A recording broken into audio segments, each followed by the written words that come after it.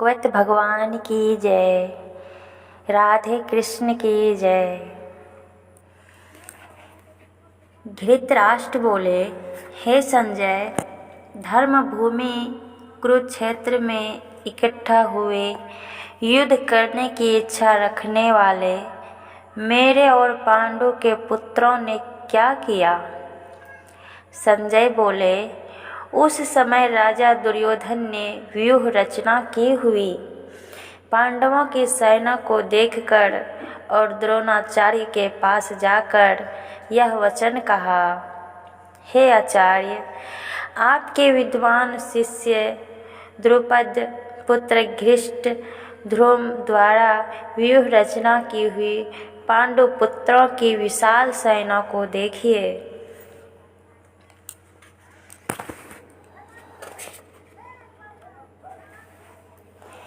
इस सेना में बड़े बड़े धनुर्वीर और युद्ध में भीम और अर्जुन के समान शूरवीर, सात्यकी और विराट तथा महारथी राजा द्रुपद, धृतराष्ट्र केतु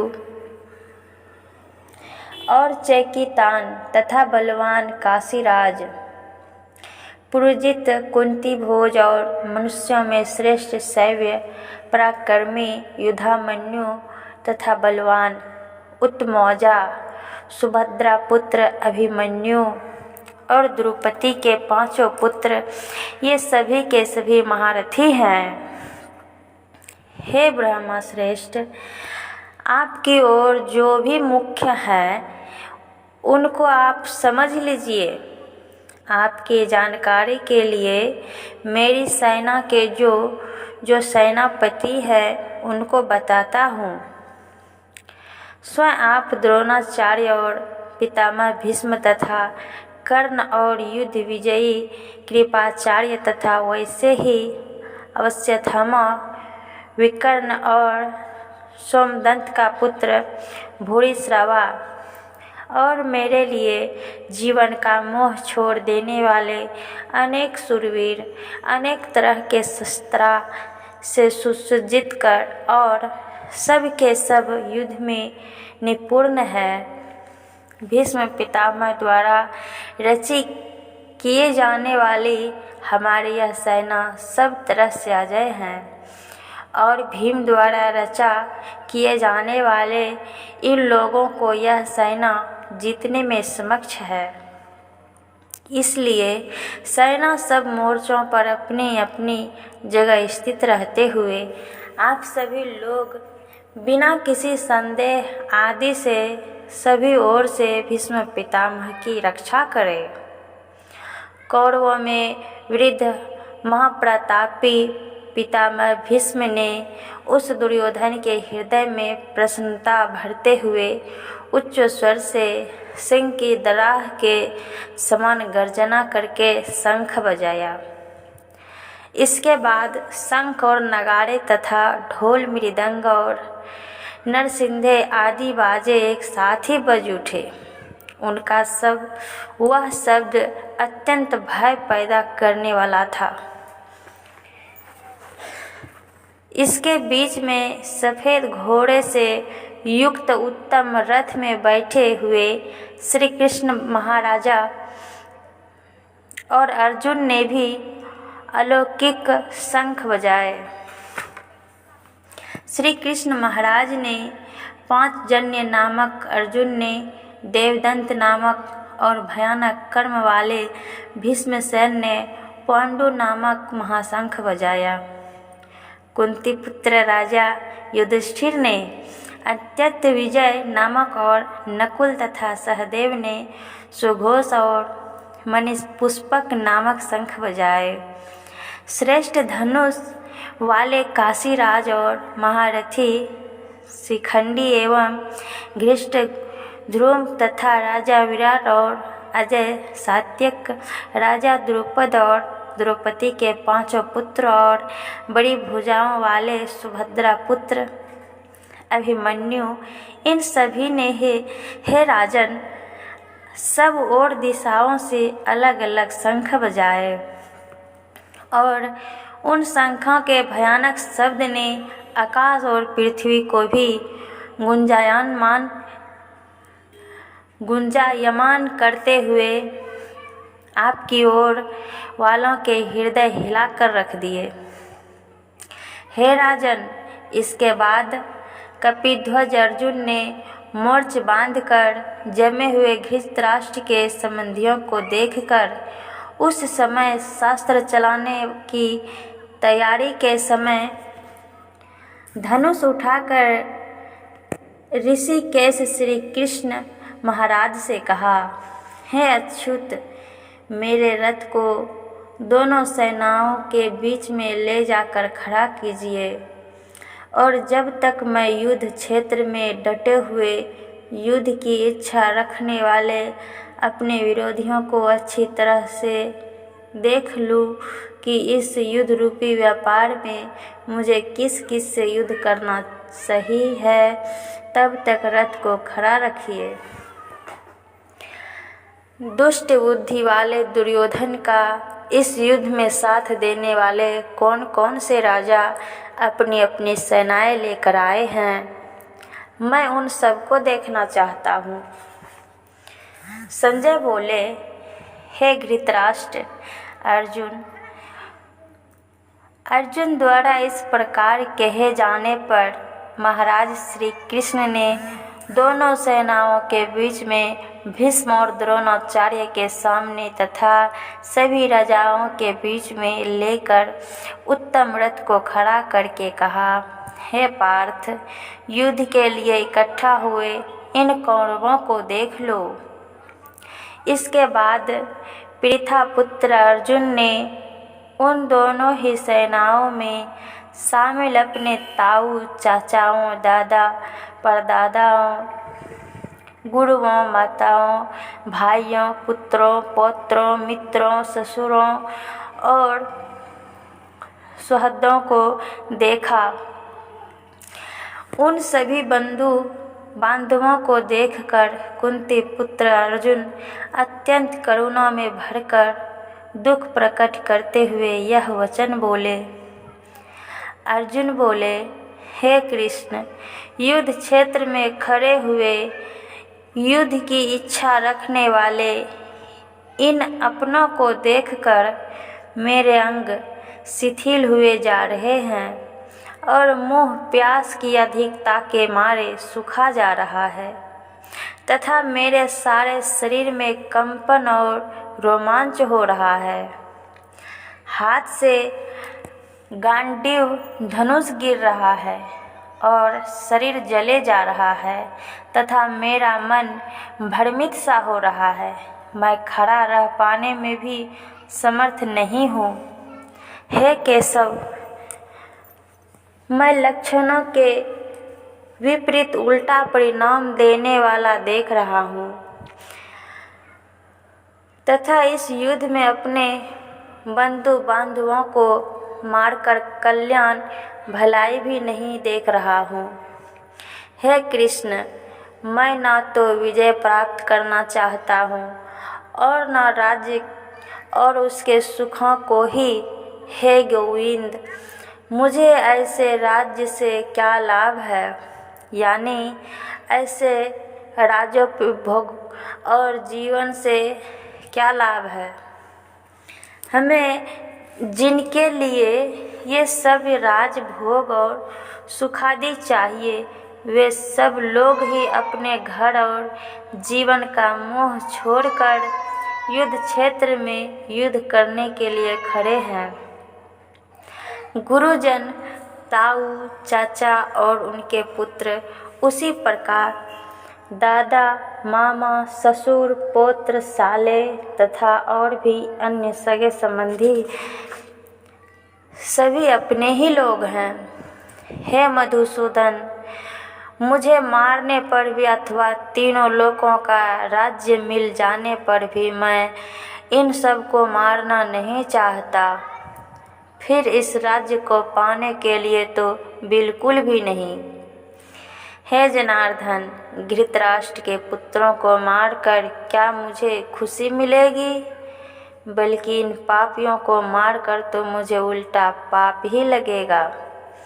हे माधव, अपने ही भाई धृतराष्ट्र के पुत्रों को मारने के लिए हम योग्य नहीं हैं, क्योंकि अपने परिजनों को मारकर हम किस प्रकार से सुखी होंगे। हालांकि लालच के वशीभूत होकर ये लोग कुल के नाम के लिए उत्तम दोष और मित्रों का विरोध करने में पाप को नहीं देखते, तो भी जनार्दन, कुल का नाश होने पर उत्पन्न होने वाले दोषों का ज्ञान रखने वाले हम लोगों को इस पाप से बचने का प्रयास क्यों नहीं करना चाहिए। कुल का नाश होने से सनातन कुलोधर्म नष्ट हो जाता है। धर्म का नाश हो जाने से समस्त कुल में सनातन धर्म पाप बढ़ जाता है। हे कृष्ण, पाप के अधिक बढ़ जाने पर कुल की स्त्रियां भ्रष्ट हो जाती हैं, और हे वासनीय, स्त्रियों के भ्रष्ट हो जाने पर वर्ण संकर पैदा हो जाता है। वर्ण संकर कुल धातियों जिन्होंने कुल के साथ धोखा किया है और कुल को नरक में ले जाने के लिए ही होता है। लुप्त हुई पिंड और जल की प्रक्रिया वाले, यानी इनके पितर जिनका श्राद्ध और तर्पण नहीं किया जाता है, अधोगति को प्राप्त होते हैं। इन वर्ण संकर कारक दोषों से इन कुल पापियों के सनातन कुल धर्म और जाति धर्म का नाश हो जाता है। हे जनार्दन, जिनका कुल धर्म का नाश हो गया हो, ऐसे मनुष्य का अनिश्चित काल तक नरक में वास करना होता है। ऐसा हम सुनते आए हैं। हाय, हम लोग बुद्धिमान होकर भी इस महान पाप को करने के लिए तैयार हो गए हैं। जो राज्य और सुख की लालसा में अपने स्वजनों को मारने के लिए तैयार हो गए हैं। यदि मुझ विनाश वाले और सामना न करने वाले को हाथ में शस्त्र लिए धृतराष्ट्र के पुत्र यदि युद्ध में मार भी डाले, तो वह मरना मेरे लिए कहीं अधिक कल्याणकारी होगा। संजय बोले, युद्ध क्षेत्र में शौक से भरे मन वाले अर्जुन इस प्रकार कहकर बाण सहित धनुष बाण को छोड़कर रथ के पिछले भाग वाले में बैठ गए।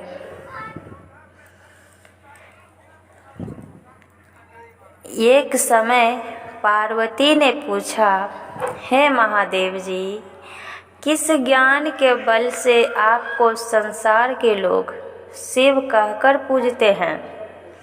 मृगछाला ओढ़े, अंगों में शमशानों की विभूति लगाए, गले में सर्प और मुंडों की माला पहन रहे हो, इसमें तो कोई पवित्र नहीं। फिर आप किस ज्ञान से पवित्र हो? वह आप कृपा कर कहिए। श्री महादेव जी बोले, हे प्रिय, सुनो, गीता ज्ञान को हृदय में धारण करने से मैं पवित्र हूँ, और उस ज्ञान से मुझे 12 के कर्म व्यापते नहीं। पार्वती ने कहा, हे भगवान, जिस गीता ज्ञान की आप ऐसी स्तुति करते हैं, उसके श्रवण करने से कोई कृतार्थ भी हुआ है? तब महादेव जी ने कहा, इस ज्ञान को सुनकर बहुत जीव कृतार्थ हुए हैं और आगे भी होंगे। मैं तुझको एक पुरातन कथा कहता हूँ, तो श्रवण कर। एक समय पाताल लोक में शेष नाग की शैया पर श्री नारायण जी नैन मूंद कर अपने आनंद में मग्न थे। उस समय भगवान के चरण दबाती हुई श्री लक्ष्मी जी ने पूछा, हे प्रभु, निंद्रा और आलस्य उन पुरुषों को व्यापता है जो जीव तामसी हैं। फिर आप तो तीनों गुणों से अतीत हो। आप जो नेंद्र मुंद रहे हो, यह मुझको बड़ा आश्चर्य है। श्री नारायण जी बोले, हे लक्ष्मी, मुझको निंद्रा आलस्य नहीं व्यापता। एक शब्द रूप जो भगवत गीता है, उसमें जो ज्ञान है उसके आनंद में मग्न हूँ। जैसे 24 अवतार मेरे आकार मेरे रूप हैं, वैसे यह गीता शब्द रूप अवतार हैं। इस गीता में यह अंग है। 5 अध्याय मेरा मुख है, 5 अध्याय मेरी भुजा है, 11वां अध्याय मेरा हृदय और मेरा मन है, 16वां अध्याय मेरा उदर है, 17वां अध्याय मेरी जंघा है, 18वां अध्याय मेरे चरण हैं। यह गीता के जो श्लोक हैं सो मेरी नाड़ियाँ हैं, और जो गीता के अक्षर हैं सो मेरे रोम हैं। ऐसा जो मेरा शब्द रूपी गीता ज्ञान है, जिसके अर्थ को मैं हृदय में विचारता हूँ और बहुत आनंद को प्राप्त होता हूँ। श्री नारायण जी ने कहा, हे लक्ष्मी, गीता ज्ञान को सुनकर बहुत जीव कृतार्थ हुए हैं। सो तू सुन। शूद्र वर्ण एक प्राणी था जो चांडालों के कर्म करता था और तेल लवण का व्यापार करता था। उसने बकरी पाली। एक दिन वह बकरी चराने को वन में गया और वृक्षों के पत्ते तोड़ने लगा। वहाँ सर्प ने उसे डस लिया, जिससे तत्काल उसके प्राण निकल गए। मरकर उसने बहुत नरक भोगे। फिर बैल का जन्म पाया। उस बैल को भिक्षुक ने मोल ले लिया। वह भिक्षुक उस पर चढ़कर सारा दिन मांगता फिरे। जो कुछ भिक्षा में मांग कर वो लावे, वह कुटुंब के साथ मिलकर खावे। वह बैल सारी रात द्वार पर बंधा रहे, उसके खाने पीने की भी खबर ना लेवे। कुछ थोड़ा सा भूसा उसके आगे डाल देवे। जब दिन चढ़े फिर बैल पर चढ़कर मांगता फिरे। कई दिन गुजरे तो वह बैल भूखा मर कर गिर पड़ा। फिर उसके प्राण नहीं छूटे। नरक भूख के मारे गिर पड़ा। फिर उसके प्राण नहीं छूटे। नरक के लोग देखा करे, कोई तीर्थ का फल दे, कोई व्रत का फल दे, पर उस बैल के प्राण छूटे नहीं। एक दिन गन्नी का आर्ट उसे मनुष्यों से पूछा, यह भीड़ कैसी है? तो उन्होंने कहा, इसके प्राण जाते नहीं, अनेक पुण्यों का फल दे रहे हैं, तो भी इसकी मुक्ति नहीं होती। तब गन्निका ने कहा, मैंने जो किया है उसका फल इस बैल के निर्मित दिया। इतना कहते ही बैल की मुक्ति हुई। तब बैल ने ब्राह्मण के घर में जन्म लिया। पिता ने इसका नाम सुशर्मा रखा। जब बड़ा हुआ, जो पिता ने इसको पढ़ाया, तब उसको पिछले जन्म की सुध रही थी। इसने एक दिन में विचार किया, जिस गणिका ने मुझे बैल की योनि से छुड़ाया था, उसका दर्शन करूं। विप्र चलता चलता गणिका के घर गया और कहा, तू मुझे पहचानती है? गणिका ने कहा, मैं नहीं पहचानती, तू कौन है? मेरी तेरी क्या पहचान है? तू विप्र और मैं वैश्या। तब विप्र ने कहा, मैं वही बैल हूँ जिसको तुमने अपना पुण्य दिया था। तब मैं बैल की योनि से छोटा था, अब मैंने विप्र के घर जन्म लिया है, तू अपना वह पुण्य बता। गणिका ने कहा, मैंने अपने जाने कोई पुण्य नहीं किया, पर मेरे घर एक तोता है, वह कुछ पढ़ता है, मैं उसके वाक्य सुनती हूँ। उस पुण्य का फल मैंने तेरे निर्मित दिया था। तब विप्र ने तोते से पूछा कि तू क्या सवेरे क्या पढ़ता है? तोते ने कहा, मैं पिछले जन्म में विप्र का पुत्र था। पिता ने मुझे गीता के पहले अध्याय का पाठ सिखाया था।